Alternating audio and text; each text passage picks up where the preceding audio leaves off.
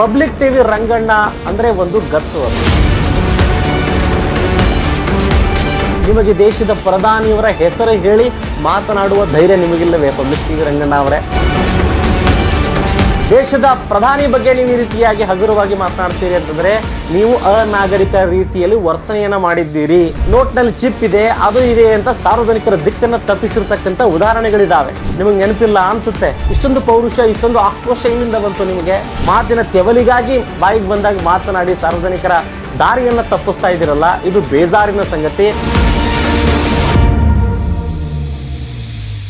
ಕರ್ನಾಟಕದಲ್ಲಿ ಹಿರಿಯ ಪತ್ರಕರ್ತ ಪಬ್ಲಿಕ್ ಟಿವಿ ರಂಗಣ್ಣ ಅಂದರೆ ಒಂದು ಗತ್ತು ಅದು. ಇದ್ದಿದ್ದು ಇದ್ದ ಹಾಗೆ ಹೇಳುವ ವ್ಯಕ್ತಿತ್ವ ಯಾರ್ದು ಅಂತಂದರೆ ಅದು ಪಬ್ಲಿಕ್ ಟಿವಿ ರಂಗಣ್ಣ ಅವರದು. ಯಾವುದೇ ರಾಜಕೀಯ ಪಕ್ಷವಾಗಲಿ ಅಧಿಕಾರಿಗಳಾಗಲಿ ತಪ್ಪು ಅಂತ ಹೇಳುವ ವ್ಯಕ್ತಿತ್ವ ಅವರದು. ಹಾಗಂತ ಸಾಕಷ್ಟು ಸಾರ್ವಜನಿಕರು ಭಾವಿಸ್ತಾರೆ. ಆದರೆ 2 ದಿನಗಳ ಹಿಂದೆ ಪ್ರಧಾನಿ ನರೇಂದ್ರ ಮೋದಿ ಅವರು ದೇಶದ ನಾಗರಿಕರಿಗೆ ಒಂದು ಕರೆಯನ್ನು ನೀಡ್ತಾರೆ. ಎಲ್ಲವೂ ಕೂಡ ನಿಮ್ಮ ಜೀವನದಲ್ಲಿ 1 ವರ್ಷಗಳ ಕಾಲ ಮಿತವಾಗಿ ಬಳಸಿ ಅಂತ ಕರೆ ನೀಡುತ್ತಾರೆ. ಅಂತಂದರೆ ಇಡೀ ವಿಶ್ವದಲ್ಲಿ ಯುದ್ಧದ ವಾತಾವರಣ ನಿರ್ಮಾಣ ಆಗಿರುವುದರಿಂದ ದೇಶಕ್ಕೆ ಸಂಕಷ್ಟ ಬರಬಹುದು ಎನ್ನುವ ರೀತಿಯಲ್ಲಿ ಮಾತನಾಡ್ತಾರೆ. ಹಾಗಾಗಿ ನಿಮ್ಮನ್ನು ನೀವು ಮುಂದಿನ ದಿನಗಳಲ್ಲಿ ಸರ್ವೈವ್ ಆಗಬೇಕು ಅಂತಂದರೆ ಮಿತವಾಗಿ ಬಳಸಿ, ಇಂಧನವನ್ನು ಮಿತವಾಗಿ ಬಳಸಿ, ಸಾರ್ವಜನಿಕವಾಗಿ ನೀವು ಹೋಗೋ ಅವಶ್ಯಕತೆ ಇಲ್ಲ, ಮನೆಯಲ್ಲೇ ಕುಳಿತು ಕೆಲಸವನ್ನು ಮಾಡಬಹುದು. ಜೊತೆಗೆ ಏನಪ್ಪ ಅಂತ ಕೇಳಿದರೆ ಬಂಗಾರವನ್ನು ಖರೀದಿ ಮಾಡುವಲ್ಲಿ 1 ವರ್ಷಗಳ ಕಾಲ ನೀವು ಅವಕಾಶ ನೀಡಿದರೆ ಅದು ದೇಶಕ್ಕೂ ಮತ್ತು ನಿಮಗೂ ಕೂಡ ಒಳ್ಳೆಯದಾಗಬಹುದು ಅಂತ ಅವ್ರು ಕರೆ ನೀಡ್ತಾರೆ. ಈ ವಿಷಯವನ್ನು ಆಧಾರವಾಗಿಟ್ಟುಕೊಂಡು ಪಬ್ಲಿಕ್ ಟಿವಿ ರಂಗಣ್ಣ ಅವರು ಮಾತನಾಡ್ತಾರೆ. ಯಾಕೋ ಗೊತ್ತಿಲ್ಲ, ಪಬ್ಲಿಕ್ ಟಿವಿ ರಂಗಣ್ಣವರ ವರಸೆ ಬದಲಾಯಿತೇನೋ ಎನ್ನುವ ರೀತಿಯಲ್ಲಿ ಸಾರ್ವಜನಿಕ ವಲಯದಲ್ಲಿ ಚರ್ಚೆಯಾಗ್ತಾ ಇದೆ. ಇಷ್ಟು ದಿವಸಗಳ ಕಾಲ ಪ್ರಧಾನಿ ನರೇಂದ್ರ ಮೋದಿಯವರ ನೀತಿಗಳನ್ನು ಪ್ರತಿಶತವಾಗಿ ಹೊಗಳಿರ್ತಕ್ಕಂಥ ವ್ಯಕ್ತಿ, ಕೇಂದ್ರ ಸರ್ಕಾರದ ಕೆಲವು ನೀತಿಗಳನ್ನ ವಿರೋಧ ಮಾಡುವುದನ್ನು ಬಿಟ್ಟರೆ ಸಾಕಷ್ಟು ನೀತಿಗಳನ್ನು ಸಮರ್ಥನೆ ಮಾಡಿಕೊಂಡಿರ್ತಕ್ಕಂಥ ವ್ಯಕ್ತಿ, ಏಕಾಏಕಿ ಯಾಕೆ ಕೇಂದ್ರ ಸರ್ಕಾರದ ಮೇಲೆ ಜೊತೆಗೆ ಪ್ರಧಾನಿಯವರ ಹೆಸರು ಹೇಳದೆ ಅವರು ವಾಗ್ದಾಳಿಯನ್ನು ಈ ಸಂದರ್ಭದಲ್ಲಿ ಮಾಡಿದರು. ಆದರೆ ಅವ್ರಿಗೆ ಗೊತ್ತಿಲ್ಲ, ಸಾರ್ವಜನಿಕರಿಗೆ ನೀವು ಯಾವ ದಿಕ್ಕಿನಲ್ಲಿ ಮಾತನಾಡ್ತಿದ್ದೀರಿ ಅಂತ ಗೊತ್ತಿಲ್ಲ ಅಂತ ತಿಳ್ಕೊಂಡಿದ್ದೀರಿ. ಖಂಡಿತವಾಗಲೂ ಗೊತ್ತಾಗುತ್ತೆ. ಯಾಕೆ? ನಿಮಗೆ ದೇಶದ ಪ್ರಧಾನಿಯವರ ಹೆಸರು ಹೇಳಿ ಮಾತನಾಡುವ ಧೈರ್ಯ ನಿಮಗಿಲ್ಲವೇ ಪಬ್ಲಿಕ್ ಟಿವಿ ರಂಗಣ್ಣ ಅವರೇ? ರಂಗಣ್ಣ ಅವರಿಗೆ ನನ್ನ ಕೆಲವು ಪ್ರಶ್ನೆಗಳು ಈ ಸಂದರ್ಭದಲ್ಲಿ ಕಾಡ್ತಾ ಇವೆ. ಅವರು ಮೊದಲನೇದಾಗಿ ಹೇಳಿರ್ತಕ್ಕಂಥದ್ದು, ನಾವು ಯಾಕೆ ನಿಮ್ಮ ಮಾತು ಕೇಳಬೇಕು, ನಿಮ್ಮ ಮನೆ ಆಳ ಅಥವಾ ನಿಮ್ಮ ಆಳ ಅಂತ ಪ್ರಶ್ನೆಯನ್ನು ಮಾಡಿದ್ದಾರೆ ಈ ಸಂದರ್ಭದಲ್ಲಿ. ನೋಡಿ, ಈ ದೇಶದಲ್ಲಿರ್ತಕ್ಕಂಥ ಪ್ರತಿಯೊಬ್ಬ ಪ್ರಜೆಗೂ ಕೂಡ ಪ್ರಶ್ನೆ ಮಾಡ್ತಿರ್ತಕ್ಕಂಥ ಹಕ್ಕಿದೆ. ಹಾಗಂತ ದೇಶದ ಪ್ರಧಾನಿ ಈ ಸಂದರ್ಭದಲ್ಲಿ ಸಾರ್ವಜನಿಕರಿಗಾಗಿ ಕರೆ ನೀಡಿರ್ತಕ್ಕಂಥದ್ದು ಎಷ್ಟೊಂದು ಸೂಕ್ತ ಅಥವಾ ಅಸೂಕ್ತ ಅನ್ನೋದನ್ನು ನೀವು ವಿಮರ್ಶೆ ಮಾಡಬೇಕು. ಅದನ್ನು ಬಿಟ್ಟು ನಾನು ನಿಮ್ಮ ಮಾತು ಯಾಕೆ ಕೇಳಲಿ ಅಂತಂದರೆ ಇದಕ್ಕೆ ನೀವು ಸಾರ್ವಜನಿಕರ ದಿಕ್ಕನ್ನು ತಪ್ಪಿಸಿರ್ತಕ್ಕಂಥ ಕೆಲಸ ಮಾಡ್ತಾ ಇದ್ದೀರಿ ಅಂತ ಅರ್ಥ. ಮಾನ್ಯ ರಂಗಣ್ಣ ಅವರೇ, ನಾನು ನಿಮಗೆ ನೇರವಾಗಿ ಪ್ರಶ್ನೆಯನ್ನು ಕೇಳ್ತೀನಿ. ಒಂದು ಮನೆಯನ್ನು ನಡೆಸಬೇಕಿದ್ರೆ ಅಲ್ಲಿ ಮುಖ್ಯಸ್ಥರಿರ್ತಾರೆ. ಒಂದು ವೇಳೆ ಆ ಮುಖ್ಯಸ್ಥರ ಮಕ್ಕಳು ದಾರಿ ಬಿಟ್ಟು ಸಿಕ್ಕಾಪಟ್ಟೆ ಗಾಡಿ ನಡೆಸೋದು, ಕಾರ್ ನಡೆಸೋದು, ಖರ್ಚು ಮಾಡೋದು ಮಾಡಿದ್ರೆ ಮನೆಯ ಯಜಮಾನ ಏನು ಹೇಳ್ತಾನೆ, ಮಿತವಾಗಿ ಬಳಸಿ ಅಂತ ಎಚ್ಚರಿಕೆಯನ್ನು ನೀಡ್ತಾನೆ. ಹಾಗೆ ಹೇಗೆ ನೀವು ನಿಮ್ಮ ತಂದೆಯ ಮಾತನ್ನು ಮೀರಲು ಸಾಧ್ಯವಿಲ್ಲವೋ ಹಾಗೆ ಇಡೀ ದೇಶಕ್ಕೆ ಪ್ರಧಾನಿಯವರು, ನಿಮ್ಮ ತಂದೆಯವರು ನಿಮ್ಮ ಮನೆಯ ಬಗ್ಗೆ ಚಿಂತನೆ ಮಾಡಬೇಕಿದ್ರೆ ಆ ಪ್ರಧಾನಿ ಈ ದೇಶದ ಬಗ್ಗೆ ಚಿಂತನೆ ಮಾಡಬೇಕಾಗುತ್ತೆ. ಅವರು ಇಡೀ ದೇಶದ ನಾಗರಿಕರ ಹಿತಾಸಕ್ತಿ ಅಥವಾ ದೇಶದ ಹಿತಾಸಕ್ತಿಗೆ ಕರೆಯನ್ನು ನೀಡಿದ್ದಾರೋ ಅಥವಾ ತಮ್ಮ ರಾಜಕೀಯ ತೆವಲಿಗಾಗಿ ನೀಡಿದ್ದಾರೋ ಅನ್ನೋದನ್ನು ನೀವು ವಿಮರ್ಶೆ ಮಾಡ್ಕೋಬೇಕು. ಅದನ್ನು ಬಿಟ್ಟು ನೀವು ಏಕಾಏಕಿ ಅವರ ಮೇಲೆ ನೀವು ವಾಗ್ದಾಳಿಯನ್ನು ಮಾಡ್ತೀರಿ ಅಂತಂದರೆ ಇದು ರಾಜಕಾರಣಿಗಳ ಲಕ್ಷಣ, ವಿರೋಧ ಪಕ್ಷದಲ್ಲಿರ್ತಕ್ಕಂಥವರ ಲಕ್ಷಣ. ನನಗನ್ಸುತ್ತೆ ವಿರೋಧ ಪಕ್ಷದಲ್ಲಿರ್ತಕ್ಕಂಥವರು ಕೂಡ ಈ ಧೈರ್ಯ ಮಾಡಿಲ್ಲ ಮಾತನಾಡೋದಕ್ಕೆ.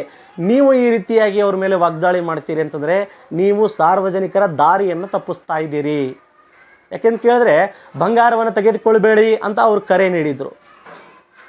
ಇಡೀ ವಿಶ್ವದಲ್ಲಿ ಈ ಸಂದರ್ಭದಲ್ಲಿ ವಾತಾವರಣ ಹೇಗಿದೆ ಅಂತ ಗೊತ್ತಿದೆ ರಂಗಣ್ಣ ಅವರೇ ನಿಮಗೆ. ಯಾಕೆ ಅಂತ ಕೇಳಿದರೆ ಸದ್ಯ ಯುದ್ಧ ನಡೀತಿರ್ತಕ್ಕಂಥ ಸಂದರ್ಭ ಇದು. ಇಡೀ ವಿಶ್ವದಲ್ಲಿ ಹಲವು ದೇಶಗಳು ಏನಪ್ಪ ಅಂತ ಕೇಳಿದರೆ ಆರ್ಥಿಕ ದಿವಾಳಿಯತ್ತ ಹೋಗ್ತಾ ಇದ್ದಾವೆ. ಆ ವಿಶ್ವವನ್ನು ನೋಡಿ ನಮ್ಮ ದೇಶ ದಿವಾಳಿಯತ್ತ ಬರಬಾರದು ಅನ್ನೋ ಕಾರಣಕ್ಕಾಗಿ ದೇಶದ ಪ್ರಧಾನಿ ಕರೆ ನೀಡಿರಬಹುದಲ್ವೇ? ನೋಡಿ, ಪ್ರಧಾನಿ ಈ ಸಂದರ್ಭದಲ್ಲಿ ಮೋದಿ ಇರಬಹುದು. ಮೋದಿ ಇವತ್ತು ಇರ್ತಾರೋ ನಾಳೆ ಹೋಗ್ತಾರೋ ಗೊತ್ತಿಲ್ಲ.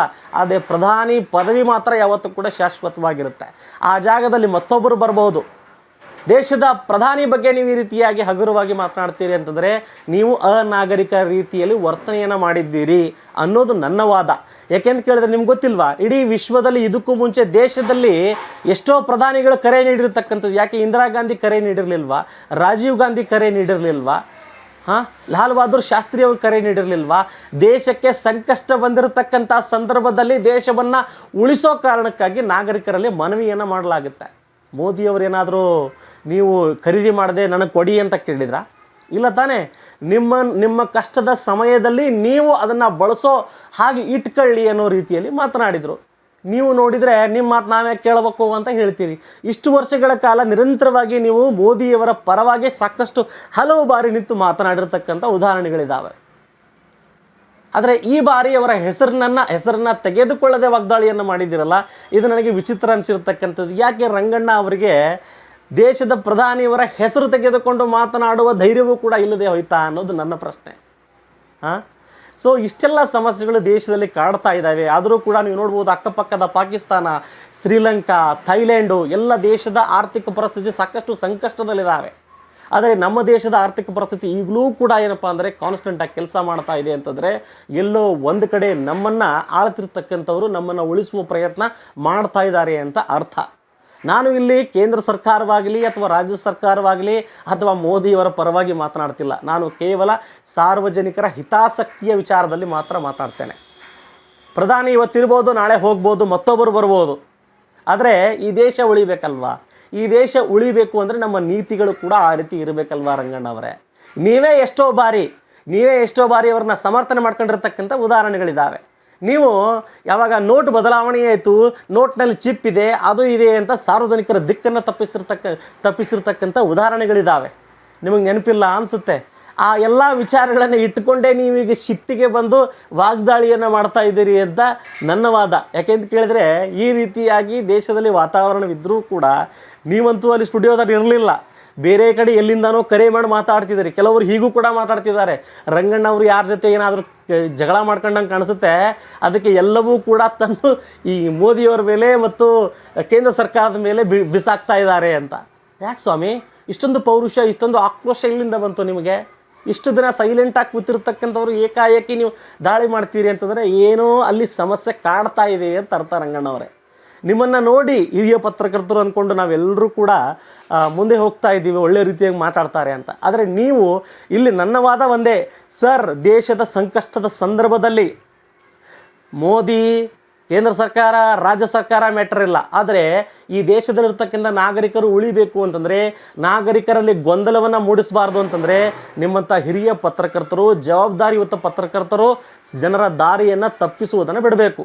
ಯಾಕೆಂದು ಕೇಳಿದ್ರೆ ನಿಮ್ಮನ್ನು ಸಾವಿರಾರು ಸಂಖ್ಯೆಯಲ್ಲಿ ಜನ ನೋಡ್ತಾರೆ, ಲಕ್ಷ ಸಂಖ್ಯೆಯಲ್ಲಿ ನೋಡ್ತಾರೆ. ಏನು ಅರ್ಥ ಮಾಡ್ಕೋಬೇಕು? ಪಬ್ಲಿಕ್ ಟಿವಿ ರಂಗಣ್ಣ ಅವರೇ ಈ ರೀತಿ ಮಾತಾಡ್ತಿದ್ದಾರೆ ಅಂತಂದರೆ ಏನೋ ಸಮಸ್ಯೆ ಇದೆ. ಜನ ದಂಗೆ ಹೇಳಬೇಕಾ? ಆರ್ಥಿಕವಾಗಿ ದಿವಾಳಿಯತ್ತ ಸಾಗಬೇಕಾ ದೇಶ? ರಾಜ್ಯ ಸಾಗಬೇಕಾ? ಇದು ನೀವು ನಿನ್ನೆ ಮಾತಾಡಿರ್ತಕ್ಕಂಥದ್ದು ಇಡೀ ರಾಜ್ಯದಲ್ಲಿ ಜನ ಗಮನಿಸಿದ್ದಾರೆ. ನಿಮ್ಮ ಫಾಲೋವರ್ ಅನ್ಸ್ಕೊಂಡಿರ್ತಕ್ಕಂಥವರೇ ಕೆಲವರು ನಿಮ್ಮನ್ನು ವಿರೋಧ ಮಾಡಲಿಕ್ಕೆ ಪ್ರಾರಂಭ ಮಾಡಿದ್ದಾರೆ. ವಿರೋಧ ಮಾಡೋದಕ್ಕೆ ಎಲ್ರಿಗೂ ಹಕ್ಕಿದೆ. ಆದರೆ ಹಾಗಂತ ದೇಶವನ್ನು ಮುಳುಗೋದಕ್ಕೆ ಬಿಟ್ಟು ನಿಮ್ಮ ಮಾತಿನ ತೆವಲಿಗಾಗಿ ಬಾಯಿಗೆ ಬಂದಾಗ ಮಾತನಾಡಿ ಸಾರ್ವಜನಿಕರ ದಾರಿಯನ್ನು ತಪ್ಪಿಸ್ತಾ ಇದ್ದೀರಲ್ಲ, ಇದು ಬೇಜಾರಿನ ಸಂಗತಿ. ಒಬ್ಬ ಪತ್ರಕರ್ತರ ಜವಾಬ್ದಾರಿಯನ್ನು ಸಂಪೂರ್ಣವಾಗಿ ನೀವು ಮರ್ತಿದ್ದೀರಿ ಅಂತ ಹೇಳ್ತೇನೆ.